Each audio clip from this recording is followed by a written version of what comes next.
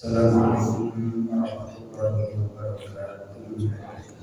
Bismillahirrahmanirrahim. Wassalatu wassalamu ala Rasulillah wa ala alihi wa sahbihi wa man wala. Terima kasih sama salat takdir sebelum ikhlas Allah.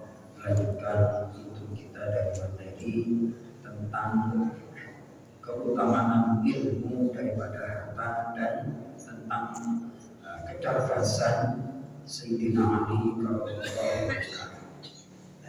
Pada hadis berikut ini disampaikan tentang kisah Sayyidina Ali yang ditanya oleh orang Muslim tentang keutamaan ilmu.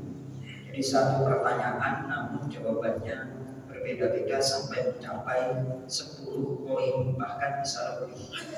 Pada poin yang ke-8 datanglah 1 di antara 10 orang kemudian bertanya kepada Sayyidina Ali, al-ilmu afdalu min mal, ilmu lebih utama atau harta?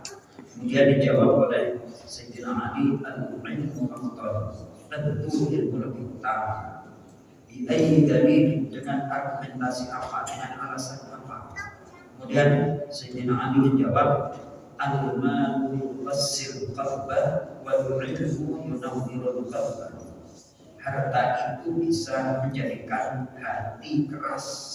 Al-malu yuwassir qalba. Harta itu bisa menjadikan hati seseorang bisa menjadi keras. Nah, ini disindir juga dalam surah Al-Alaq yang kita semuanya hafal insyaallah, Iqra bismi rabbikal ladzi khalaq dan seterusnya. Kemudian kalla innal insana la yatgha ar-ra'a istaghna. Kalla, jangan demikian. Innal insana la yatgha, sungguh manusia melampaui batas.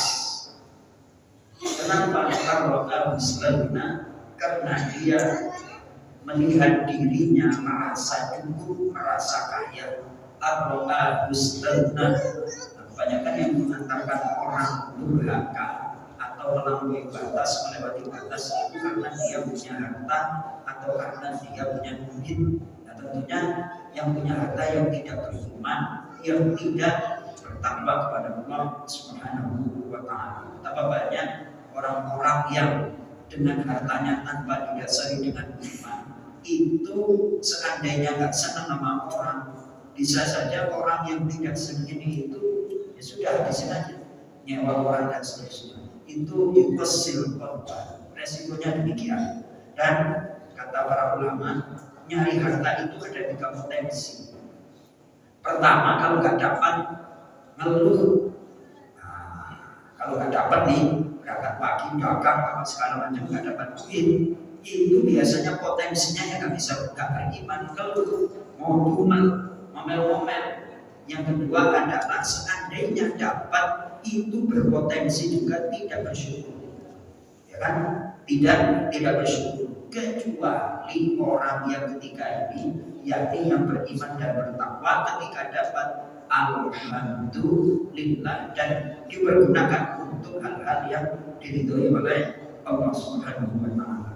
Sementara wal ilmu yunawwirul qalba, ilmu akan memberikan nur kepada hati seseorang. Ya Mas Toto, saya Mas Toto yang ngajak beda, ya kan? Kita sudah di kepala 4, mau bertambah lagi 50. Kalau diukur ditimbang dengan usia Rasulullah 63. Fa aina tadhhabun, mau kemana lagi kita, ya kan? Nah, kalau nggak ada ilmu, kita itu terarah. Tapi kalau nggak ada ilmu, punya harta ya ngalor ngidul terus, tahu-tahu dan gitu aja. Tapi orang kalau punya ilmu dan iman, hidupnya itu akan terarah. Fa aina tadhhabun. Surah apa itu? Ustaz Yudan lupa saya, juz 6 ya kan? Insyaallah hafal, tapi hafal ayat tapi lupa. Fa aina tadhhabun, mau kemana lagi kita? Ya kan? Nah, ketika kita punya ilmu, besok di kehidupan yang akan datang lebih panjang daripada kehidupan dunia. Sebanyak-banyaklah, perbanyaklah amal. Orang masuk surga itu bukan karena dia tidak pernah bersalah, namun karena mizan timbangan amal kebaikannya itu lebih banyak daripada keburukan. Maka sekecil apapun perbuatan baik lakukan.